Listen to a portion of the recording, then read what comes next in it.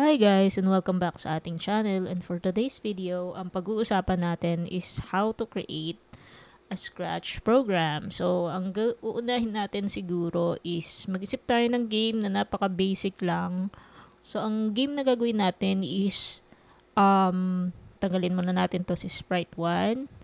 Magkakaroon tayo ng isang item na mahuhulog from the top to bottom, and kailangan masalo natin yun. Okay? So, ito yung isa sa mga games na napaka-basic lang and napaka-gandang matutunan para sa mga beginners. So, in order for us to do that, kailangan mag-create muna tayo ng object. So, ang unay nating object is yung pangsalo natin, which is, ang gagamitin ko lang is the ball. Ito. So, ang gagawin natin sa ball is, lagay natin siya sa 0 axis, and then y is also 0. So, para nasa gitna siya, no? So, ang gagawin ng ball is magsasalo siya ng something na mahuhulog dito. Siguro any fruit na gusto nyo maisip. So, habang ginagawa ko to, pwede rin kayo mag-hands-on para matry nyo rin for yourself, no? And then, ang gagawin natin is magka-create tayo ng isang statement dito na when green flag is clicked, ito yung gagawin niya. So, this one starts the program. So, every time na i-click ko yung green flag, mag-i-start na yung program. Okay? Ang next nating ilalagay is the forever loop. Okay? So, bakit natin kailangan lagyan ng forever loop? So, kaya natin kailangan lagyan is because every time na i-click mo yung green button, ito yung forever niyang gagawin. Unless i-start mo yung program, which is this one. Okay? So, ang next natin is the if statement. If ganito ang gagawin, if ganito ang gagawin, then ito mangyayari. So, sa loob ng if, pwede kang maglagay dyan ng something na pwede niyang gawin, okay? So, munta tayo sa motion. Munta tayo sa change x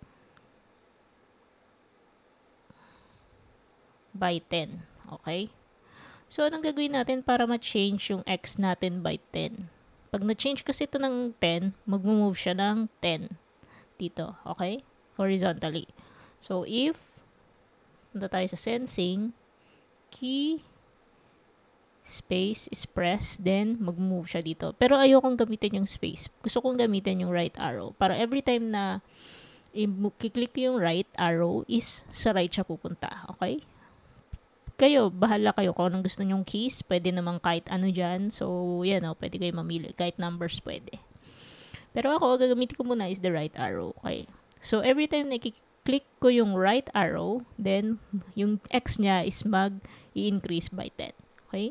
So, kung meron tayong right, meron din tayong dapat pa left, diba? Kasi gaganon-ganon yan eh.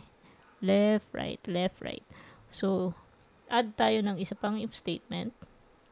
Punta tayo dito. If, dito naman, gayahin lang natin tong nasa taas.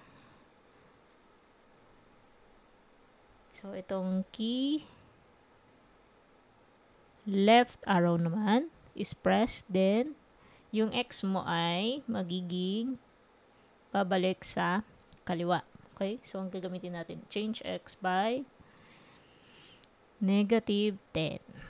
Okay, bakit 10 nilagay ko dyan? Kasi ayoko naman masyadong tumalon siya, no, ng masyadong malayo. Okay? Ayoko namang mag-move siya ng masyadong malayo. Kaya 10 lang muna. I think 10 is enough.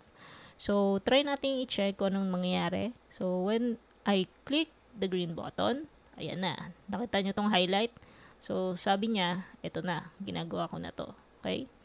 So, nangyayari is, if I click the right arrow, chuk, chuk, chuk, chuk, ayan, mag-move siya, diba? Nagra-right siya. Every time nakiklik ko yung left arrow, yan, nag-move siya sa left. Okay? So, yun na. Yan. Diba? Napakadali lang. Left and right. So, ngayon, ang next natin gagawin is yung item na mahuhulog naman.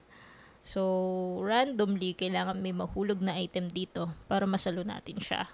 Okay? Ayan o. So, forever siya nangyari, diba? So, paano mo siya patitigilin? Click nyo lang tong stop para mawala. So, every time nag-click ko yung right arrow, wala nang mangyayari kasi in-stop ko na siya. Okay? So, yun yung pag-create natin ng pangsalo natin.